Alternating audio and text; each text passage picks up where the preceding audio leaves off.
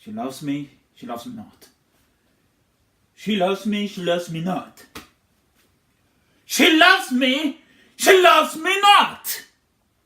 See? My mother doesn't love me. Of course not.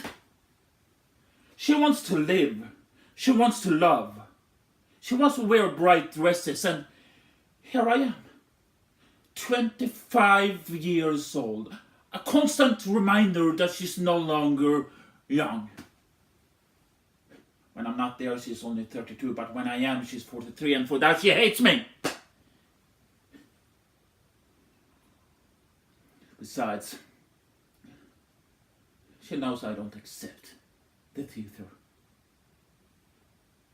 She loves the theater. She thinks she's serving the humanity and the sacred cause of art. When, in my opinion, theater of today is hidebound and conventional. When the curtain goes up in a room with 3 walls and artificial lights, those geniuses, those priests of holy art, shows me how to eat, drink, love, walk about and wear their jackets.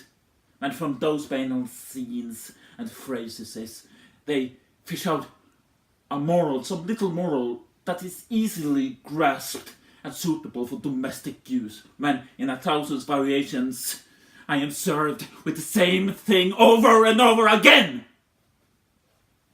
Then I flee,